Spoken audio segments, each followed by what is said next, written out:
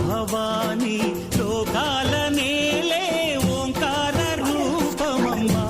తల్లిని మహిమల్ని చూపవమ్మా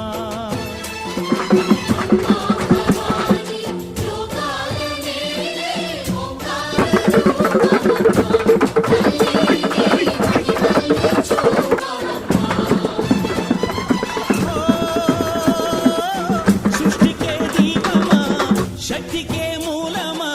సింహరథమే నీదమ్మా అమ్మ దుర్గమ్మ భక్తులను దీవించుమా